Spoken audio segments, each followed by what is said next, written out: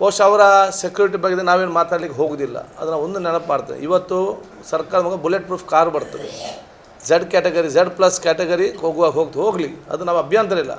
ರಾಜೀವ್ ಗಾಂಧಿ ದೇಶದ ಪ್ರಧಾನಮಂತ್ರಿಯಾಗಿ ಅವರು ತದನಂತರ ಮಾಜಿ ಪ್ರಧಾನಿಯಾದಾಗ ಅವ್ರಿಗೆ ಕೊಟ್ಟಂಥ ಆ ಸೆಕ್ಯೂರಿಟಿ ಬಗ್ಗೆ ಹಲವಾರು ಟೀಕೆ ಮಾಡಿ, ಅವರು ಕೊಟ್ಟಂಥ ಸೆಕ್ಯೂರಿಟಿಯನ್ನು ವಿಡ್ರಾ ಮಾಡಿ ಅವರ ಸಾವಿಗೆ ಪರೋಕ್ಷವಾಗಿ ಇವತ್ತು ಆ ಭಯೋತ್ಪಾದಕರಿಗೆ ಒಂದು ವಾತಾವರಣ ನಿರ್ಮಾಣ ಮಾಡಿ ಕೊಟ್ಟಂತಹ ಅವತ್ತು ಯಾರು ಮಾತನ್ನು ಇವತ್ತು ಆಡಿದ್ದಾರಾ ಅವರದೇ ಪಕ್ಷದವರು ಬುಲೆಟ್ ಪ್ರೂಫ್ ಕಾರ್, ಅವರೇನು ಪ್ರಧಾನಮಂತ್ರಿಯೂ ಅಲ್ಲ, ಈ ದೇಶದ ಮಂತ್ರಿ ಕೂಡ ಅಲ್ಲ. ಪ್ಲಸ್ ಯಾವಾಗ ಹೇಳಿದ ಯಾವ ಪಕ್ಷದವ್ರು ನಾನು ಹೇಳ್ತೇನಲ್ಲ, ಈಗ ಹೇಳಿದ್ದಾರೆ, ಅದೇ ನಾವು ಸಂದಿದ್ದೆವು, ಅವ್ರು ಕೊಟ್ಟಂತಂದು ಕ್ಯಾನ್ಸಲ್ ಮಾಡಿದ್ರು ನೆಕ್ಸ್ಟ್ ಬಂದಾಗ. ಸೊ ನಾವು ವಿಚಾರ ಸೇಮ್ ರೂಲಿಂಗ್ ಪಾರ್ಟಿ ಯಾವತ್ತು ಅಮಿಷನ್ ಇದ್ದಾಗ ರೂಲಿಂಗ್ ಪಾರ್ಟಿ ಬಗ್ಗೆ ನಾನು ಹೇಳ್ತಾ ಇದ್ದಾನೆ.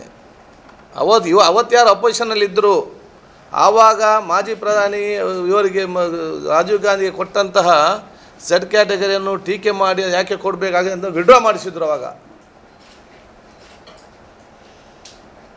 ನಾನು ಯಾಕೆ ಹೇಳ್ತೇನೆ ಅಂತ ಹೇಳಿದರೆ, ಅವತ್ತು ಇವರು ಮಾತಾಡಿದ್ದವರು ಈಗ ಹೇಗೆ ಯೂ ಟರ್ನ್ ಆಗ್ತದೆ, ಪ್ರತಿಯೊಂದಲ್ಲೂ ಕೂಡ ಯೂ ಟರ್ನ್.